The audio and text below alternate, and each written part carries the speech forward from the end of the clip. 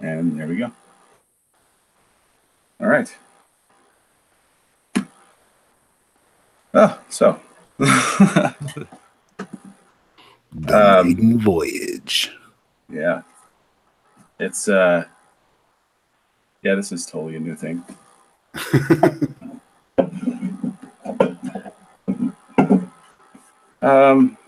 Yeah, the first time I heard, I saw you at Raid was on a guest stream with you and Lords of the Night. Oh, wow.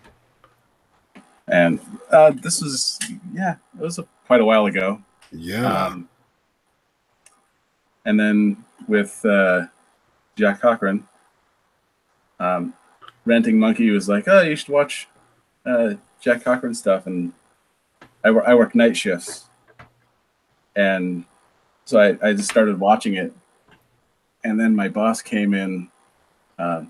We work in different group homes. So he goes from group home to make sure that we're working and everything's going okay. Your night shift. So yeah, make sure you're not asleep and shit. Yeah. Yeah, I worked in a shit. That is really hot. Hold on a second. Yeah, I worked at a group home for a while. This is back around 2000. So yeah, I've been there, dude. Yeah, same here. Yeah. Yeah. Well, he walked in the middle of the laundry thing, and he just walks in, looks at the TV, which has Jack's videos playing on it, and then looks over at me, and I am unconscious. I'm sorry, man. And he goes, well, he was telling me once he woke me up, and I'm just like, oh God, what's going on? And he's just like, I can see what's going on. Why are you watching laundry? And yeah, he was, he's like, it took me like 5 minutes, literally just looking at you, looking at the screen, looking at you, looking at the screen. And it was like, I gotta wake him up.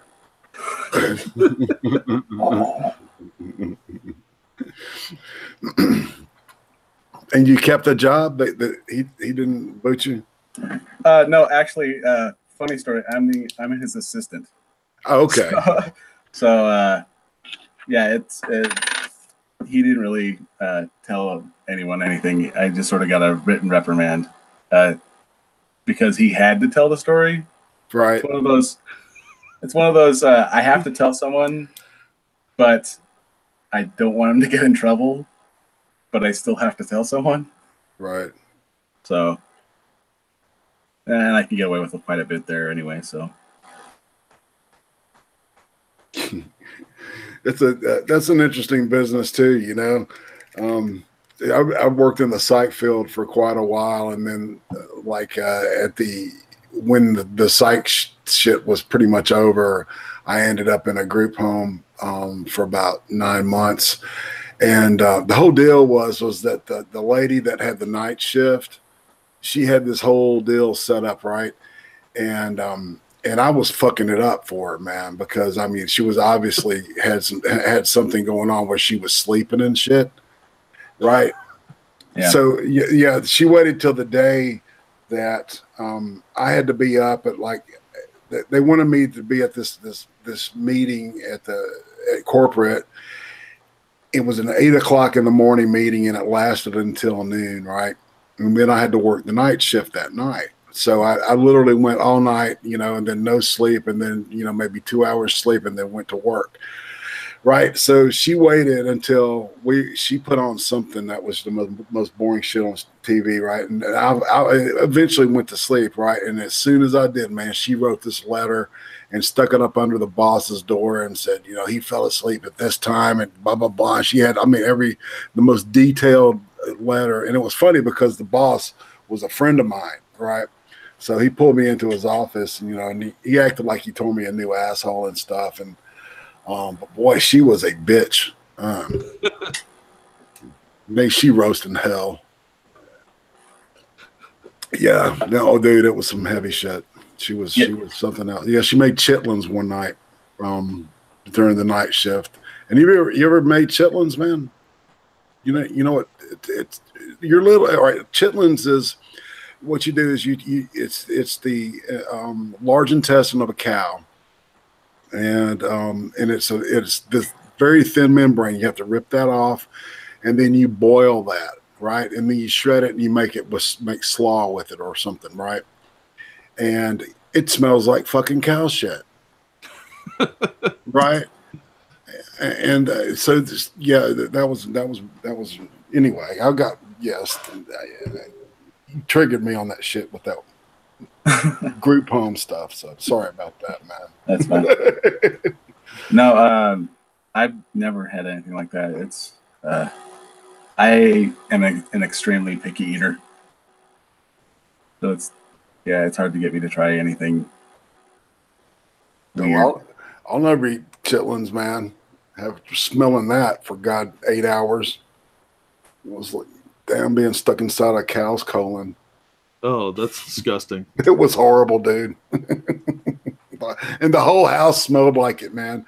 I don't know how that woman kept her job. She must have had some kind of, I don't know, some dirt on somebody. Oh, Lord. Poison in the chitlins. Yeah. Miss Aura, if you're hearing this shit, fuck you. Yeah, I worked in a partial hospitalization and a residential program for special needs kids for about 5 years. Partial, man. And yeah, partial was so much better than residential. What age group? We did all ages. We divide them up into their groups. You know, it was partial hospitalization. I usually got stuck with the middle school kids or the high school kids. Yeah, the fun ones. Yeah, because the ladies that worked there were not large individuals, so if there was a restraint to be done, guess who had to do it? Yep, basket holds and shit, man. Yep. Yeah, fun. Wow, so it seems like we've all got something in common with this this history. See, I work primarily with adolescents too, and it started out in alcohol and drug treatment, and it kind of mutated, of course, because of the insurance companies that had to be dual diagnosis or they weren't going to pay for it. Yeah. So, psych shit started, getting in there, and it got more and more psych as it, went on. So it's interesting. Yeah, ours was people with developmental disabilities, and we had a guy who got checked out of the hospital because he is like super high on the autism spectrum. Oh. So he put his head through a lot of stuff. Oh, And one part was like a storm window. He broke that, and then he ran through the house and put his head through a part of the drywall. Fortunately, didn't hit a stud or anything. jeez. And then he ran into the kitchen and put his head. You know how they have those stoves with the plate top? Right. He put his head through that. Oh, Oh my dude. God. And broke it. Like, Oh, wow. like Karate Kid, head through, and those things are not thin by any means. It's maybe 3/4 inch thick, like ceramic, heavy stuff. And he got up and he just sort of was like a little dizzy. And so they took him into the hospital, and yeah, they didn't find any damage or anything. Like, he did it and was like, yeah, he might have a slight concussion, so you might want to keep him up. God. I'd rather he go unconscious at this point, Doc. No shit. It's interesting, man. Have y'all seen the video that's on my channel with on Thanksgiving? Chris Worski just hung out with me for 2 hours, and he's been in the business too, so he was telling some stories like that. So that'd be interesting if y'all hadn't checked that out. So yeah, man, this is really weird because, there's all these little connecting fibers with these people that I keep running into on YouTube, and it's awesome, man. I don't know. I love people. So, you know, I say I hate people, but I really love them. You know, I like the idea of people, but yeah. Well, we're not talking about snakes. No, not really. You know, the reptilians. You know, we know about them. They're everywhere. Fucking reptilians. Transdimensional demonoid motherfuckers that want to make us all queer. And the sad part is in that specific field, there are a lot of fucking snakes. No shit, man. yeah. Like everyone, you think you're building up a rapport with people, and next thing you know, you got a knife in your back. Right, because you know exactly. If you're the new guy, everybody that sees you, they see you as the guy that's trying to get their job. You know, and it's like, that's the last thing that's on my mind. You know? I have to say the most like mentally scary people I've ever met were in the field, not as patients. Exactly, man. It's not the people you're working with; it's the people you're working for. Yeah. That are the deadly ones. And that's, you know what? And that scares the shit out of me, man, because I thought this was just a local thing. And the more I talk to people, man, even Chris Worski, man, up in Canada, same deal. You know, it's the really crazy people are the people that are in the business, in the administrative part of it, you know. You know, I dated a therapist for a long time, and she was batshit insane. Yeah. Pussy was good though, wasn't it? Oh, fantastic! But but she was completely crazy. Like, she was incredibly intelligent, but in all the ways that make you into a supervillain. And the worst part is, I'd probably date her again. No doubt, man. The sex was great, but I didn't like the fact that she carved Starry Starry Night in the back of my neck. Oh yeah, man. It's never a good idea to date where you work, and I made that mistake repeatedly at my job. And one chick, oh man, someday off the air I'll tell you guys some stories about her, but they were all unstable. Like, there were a couple of okay ones, but they weren't the ones that were going to date me, you know. Right. So yeah, I had a few of those mistakes, but one of them actually, you know, was she was the mother of my kids, and and she was actually she's a good person. She's a bit yeah. Well, let's you know, go. Occasionally, let's go right. Strong-willed. Actually, occasionally in the business, you know, you've got those. There are people there that are really good-hearted. They're in the business just to help people. They're not there to find out what's wrong with them. You know, they're not there, you know, on some kind of power trip. They're actually there to help people, and they're really wonderful people. So, whenever I talk about this shit, if you know, people get the idea that, you know, don't go into it. You know, it's those people make up for all the other bullshit, you know, and then of course the patience. Absolutely. You know, and having somebody, you know, that you've forgotten who the fuck they are. But, you know, 5 years later, they come up to you and they say, man, you know, you're one of the main reasons that I'm alive today, or something like that, you know, and to get that kind of feedback, you know, that was the reward of it all. You know, the money was shit. You know, the working conditions were shit. The coworkers were shit, and most of them. And, you know, and the possibility of being, being killed or you know, permanently injured, you know, was really high. But then again, you know, you get those people that come up to you, you know, I still have it happen, you know, occasionally. So that's what makes it all worth it to me. Yeah, I mean, I'd have to say that I got a lot of memorable experiences out of it. I've never had to chase a naked person through an old folks home before that job. Same thing at a zoo. So we had a naked client run out into someone else's basement. Yeah, see, you know what I'm talking about. You get to see new things and then wrestle with naked people that you don't want to wrestle with, and probably get bit. Man. We had one kid come in an ambulance, and he was wearing an ambulatory camisole and the biter mask. So when they got him down, he was strapped to a board, and it was just like that scene in Silence of the Lambs. Yeah, I was going to say fucking Hannibal Lecter, man. It's like, Yeah. And I was like, I got to quit this job. dude, they are not paying me enough. Nope, $7 an hour. Yeah.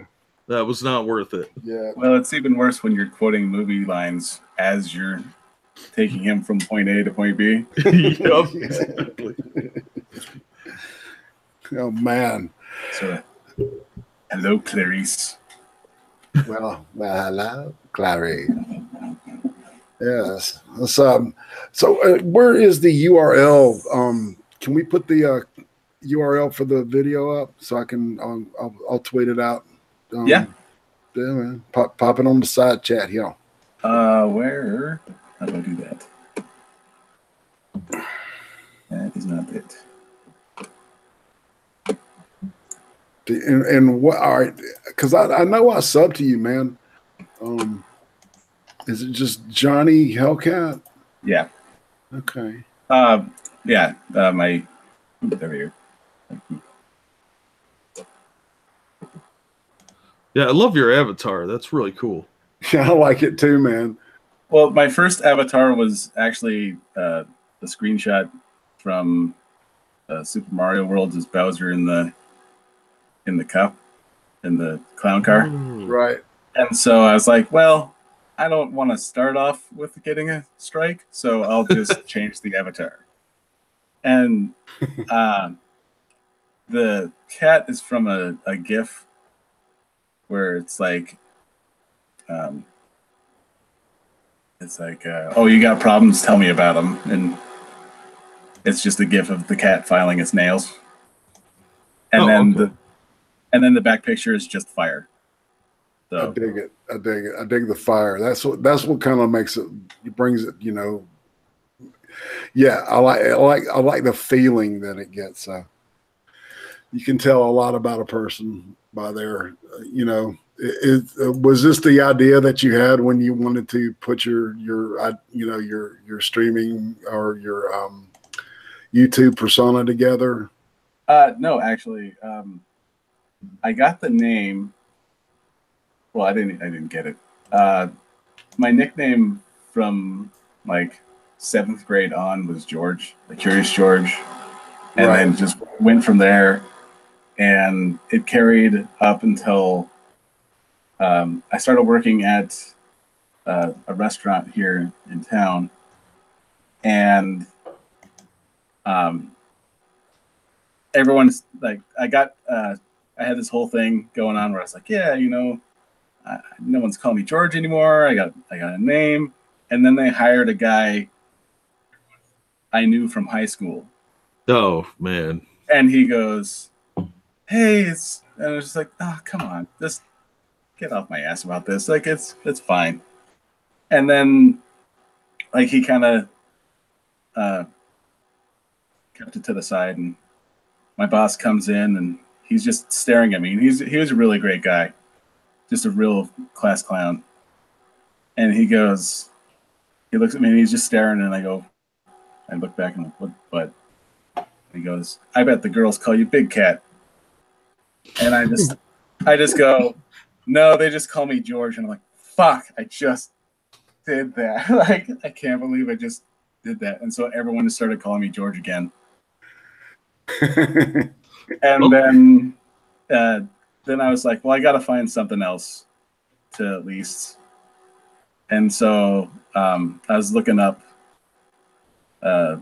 mythologies and stuff.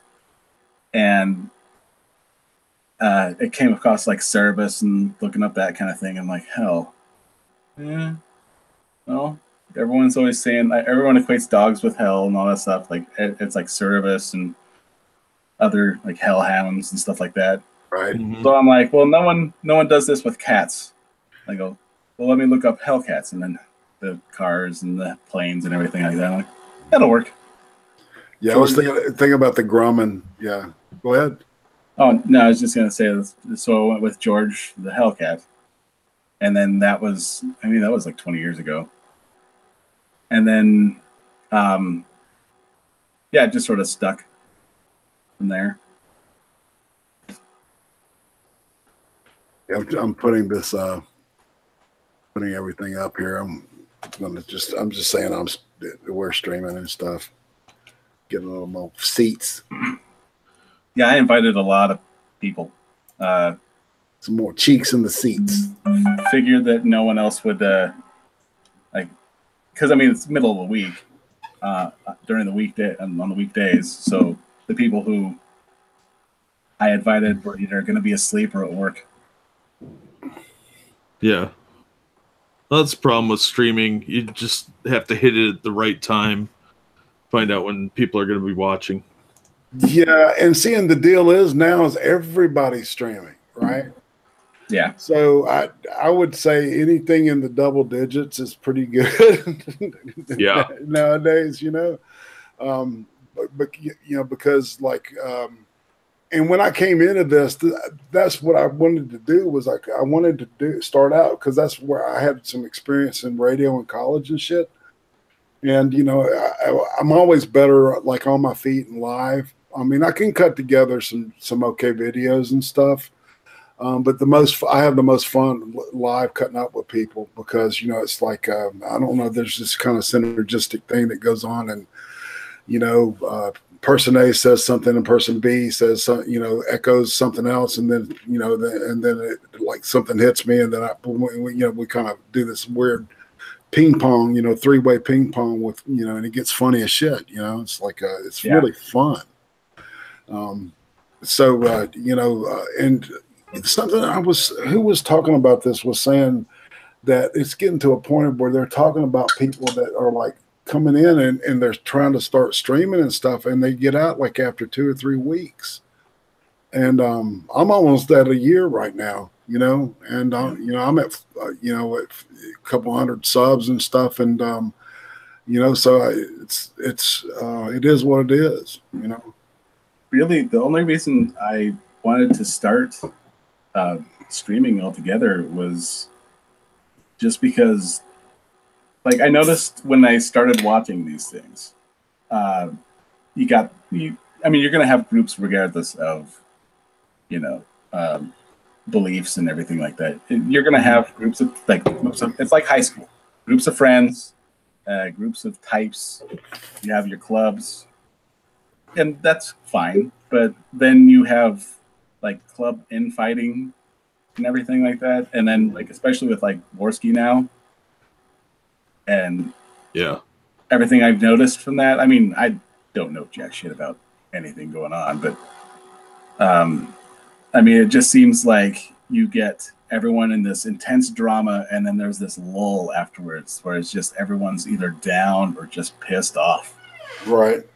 And so I wanted to start something that'll be like with Irate Bear was talking about, how he was in his funk.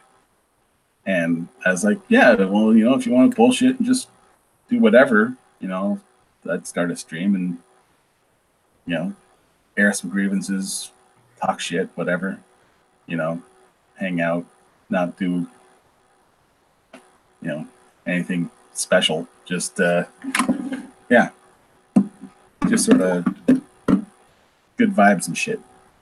Yeah, I think that's a good idea, man, because it's like, I don't know, there's, I hate to use the term, and everybody says this, but I mean, it's like, I never liked the term, the skeptic community or any of that stuff. And then the blood sports thing, that's not really apropos either. And I see what I see is that there's these people that like, they've got something going and they create something and it catches fire. Right. Yeah. And they get, and it's kind of like almost like a pyramid scheme, it's like, because the people at the top are the ones that are the most benefiting from what's going on. Right.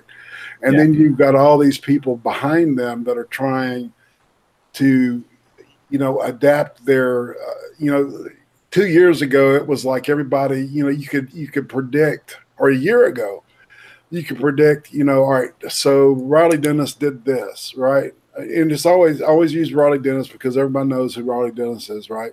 Yeah. Raleigh Dennis does X and says X thing, right? And then you've got responders A, B, C, D, right? And all four of them come out with the video, and then 3 days later, there's people that are doing like these videos, and you can tell who they're influenced by their styles and stuff. And so the whole copying thing, that in itself is problematic because it's like, I don't know. I've been just trying to figure out just to do my thing. I just love talking to people. A, and B, I've got this. I've kind of got some ideas now that are starting to roll off. And I say, man, just do your thing.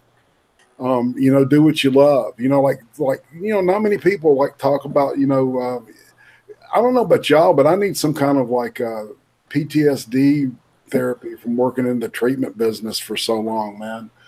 That shit will fuck with you in a way, if you think about it.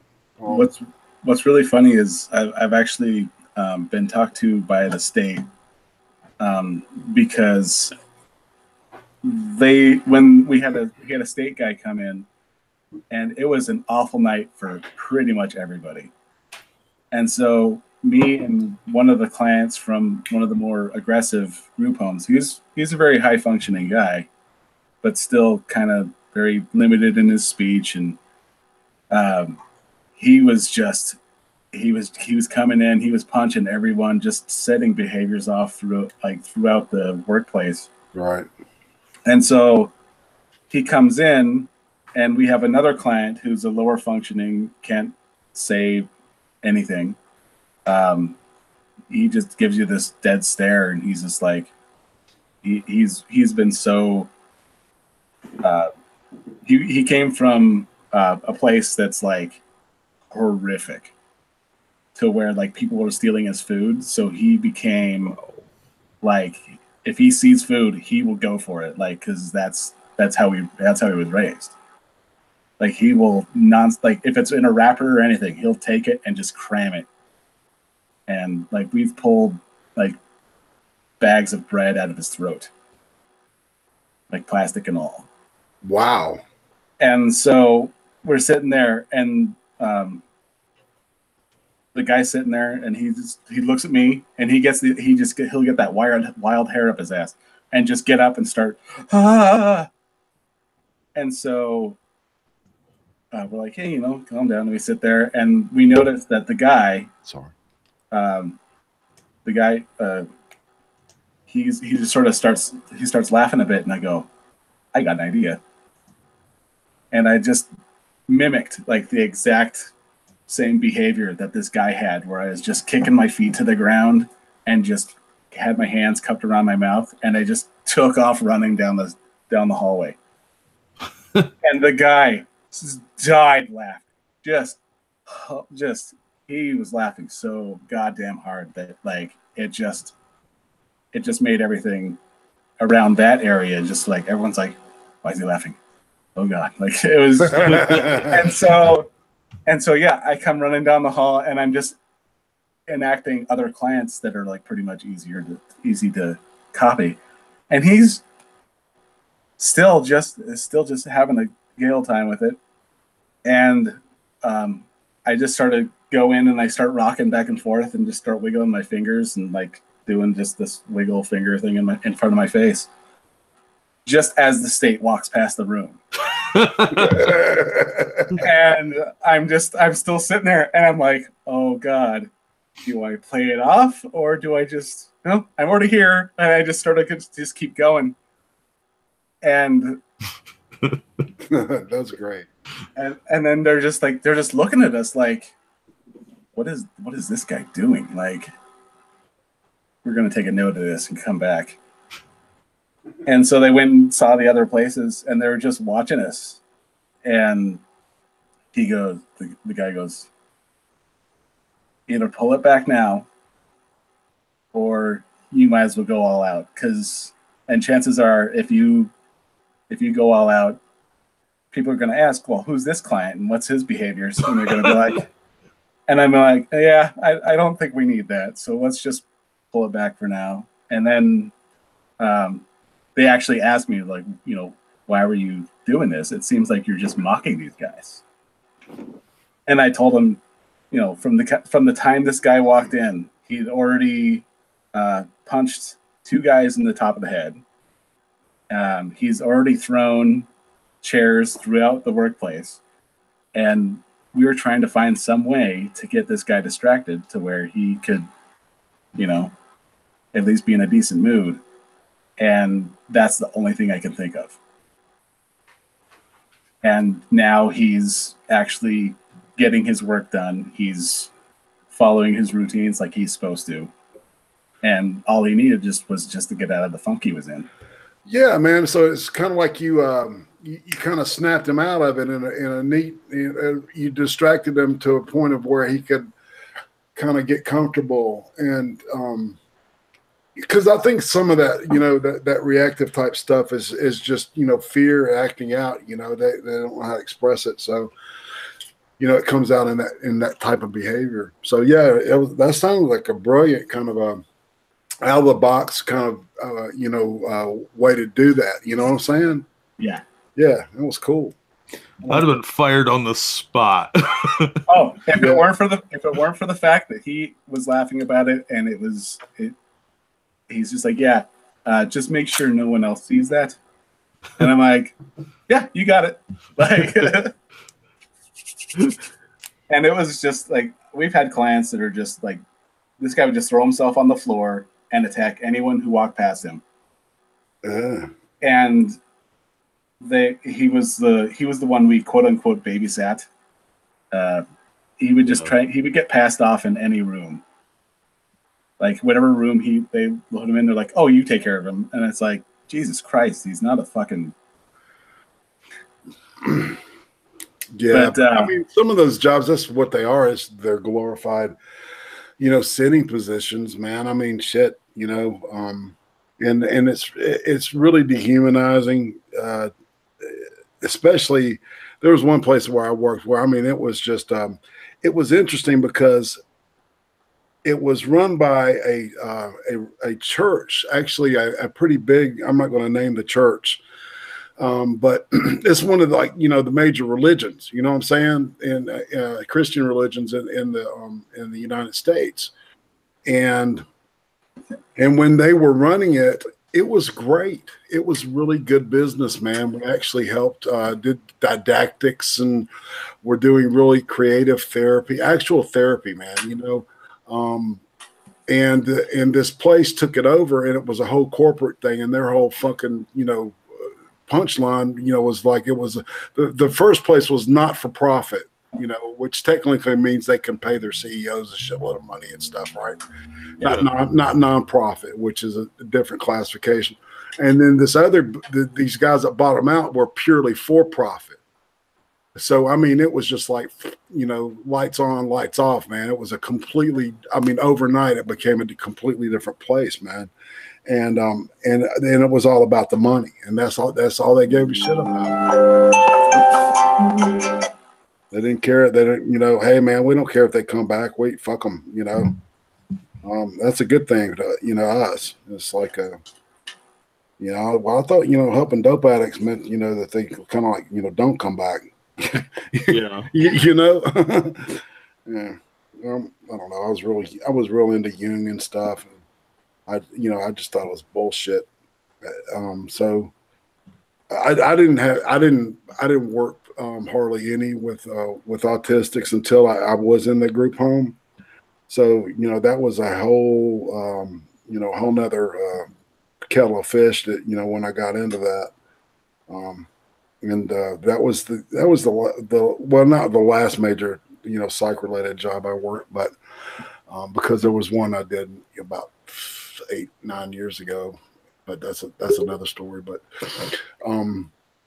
yeah, that just my hats off to the people working with the low functioning autistics, man, because that is a hell of a biz, man. Yeah, I don't have the patience for it.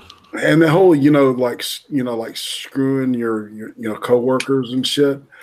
I had one mentor in that first place that I worked, the church, I was in that church run place, when it was still full of people that were sick and fucked up and stuff. I mean, it was, just because the church is running it, it just meant we got better benefits, and the whole push was towards helping the client. Right.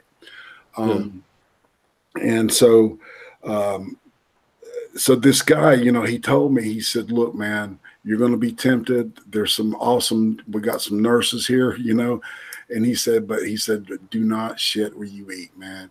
And he told me from the get-go, he said, these people are crazy, whether, no matter what side you're on. And it's like, well, how do you know I'm not crazy? He says, I don't. So I kind of took to the dude, and I said, okay, all right, I'm going to kind of listen to him, because he's been around the block before. He was one of these guys, he'd been in AA for 20 years and shit, right? So he had a little wisdom to him about that stuff. So I kind of followed his lead. And, and he said, look, you can pick up, chick, blah, blah, blah. He was a pimp in his own right, man. But he had a whole different way of doing it, without, hit as a work thing. But, it was so, man, this one place that I worked, they were having orgies and shit, man. The coworkers. And I mean, it was, yeah, I know, man. It would be like blah, blah, blah's having a party, and everybody like, oh, yeah, I'll be there, man. And yeah, and they're like doing blow and shit, and it's like, holy fuck, man. I thought, I was really fucking naive about that shit when I got into it. Yeah, me too. It's bad when the staff is more fucked up than the client. Yeah, exactly. God damn. Like, I was working with people that were, kids that were potential serial killers, and I was less afraid of them than some of the staff. Right, man, because they're doing bumps in the bathroom and shit, man. Yeah. And it. And you know that the bosses know it. And that's how fucked up all this shit is, man. It's like, God. Anyway, so yeah, I can rag on that fucking business all day long. There could be a Kumite style stream based on shit, man. If I had a chance to go at those motherfuckers I work for, I would, man, in the New York Minute. Because they all knew what was going on, man. They just turned a blind eye because the money was all about the moolah.